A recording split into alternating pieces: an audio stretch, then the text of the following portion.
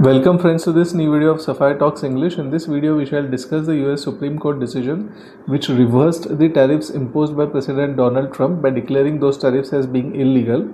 The reason we are making this video just now is that from 20th April 2026 the US government has in fact now started accepting claims for a refund of those tariffs which were collected illegally under orders issued by President Donald Trump. Back in February 2026, the US Supreme Court struck down the broad global tariffs that President Donald Trump had imposed under the International Emergency Economic Powers Act or IEEPA. The court said that those tariffs were beyond the legal scope of the act, which effectively means that they were never valid in the first place. Those tariffs had hit Indian exporters hard with around 20 to 25 rates imposed on Indian exports on items like textiles, engineering goods and certain chemicals. By invalidating these tariffs, the court has opened the door for roughly 166 billion US dollars of duty refunds for US importers who had actually paid the tariffs. Out of this, report suggests that about 10 to 12 billion dollars are linked to exports sourced from India. For viewers in India, especially exporters and advisors, the key takeaway is that the tariff shock is now legally over, but practical impact depends on how the refund money flows through the supply chain. The question that everyone would be asking is, so how does this refund actually work in practice? The US Customs and Border Protection Agency has opened a special system called CAPE portal where US importers or their custom brokers can file claims starting from 20th April 2026. So you don't get a check automatically. You have to first submit proof, that is invoices, bill of lading, tariff lines, etc., so that you are able to prove that the exact tariff has been paid and your shipment was covered under the tariffs imposed. Now once the claim is filed, the CBP, that is the Custom and Border Protection Agency, will check those documents. If everything is found in order, the refund is supposed to be processed within 60 to 90 days and it includes interest on the amount held by the government. If there are any errors in the applications, missing details or matching issues, then the claim can of course get delayed.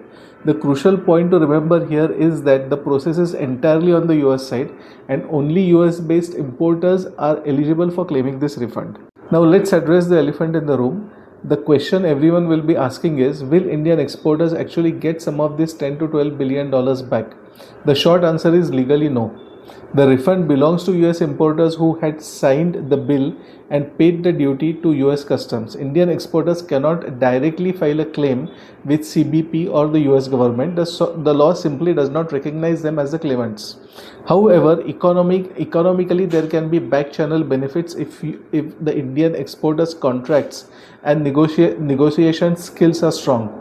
If the US buyers now get a refund, the Indian exporters can definitely argue that part of the money should be shared back with them through better pricing, fewer discounts, cost pass-throughs or revisions in future order terms. In practice, this will depend upon how much bargaining power the Indian exporter has. For strong brands or niche products, the exporters will definitely get a meaningful share. But for commoditized or low margin suppliers, the benefit is likely to be negligible or zero. So what does the fact that the US government has started refunding the tariffs imposed by President Trump mean for India and Indian exporters? First, the big tariff overhang is gone. Exporters no longer face the uncertainty of 25 to 50% extra duties popping up overnight, which improves predictability and can support volumes, especially in textiles, engineering and auto components. Secondly, while the headline 10 to 12 billion dollars related to India exports sounds very huge, I must tell you friends, factually very little of it is going to come back to India directly. The money is going to remain with the US buyers and not with the Indian exporters. That's why the real takeaway over here is how good your contract is and how good your negotiation strategies are. Put simply, the US Supreme Court has given a legal relief, but the financial benefits coming to Indian exporters will depend upon the ability of the Indian exporters to negotiate with their customers in the US and on the fact whether the Indian exporters have a proper contract in place for doing all this.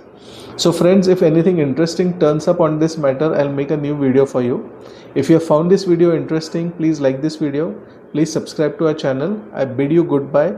Till the next video, Jai Hind, Jai Bharat, Vande Mataram. Thank you for watching this video.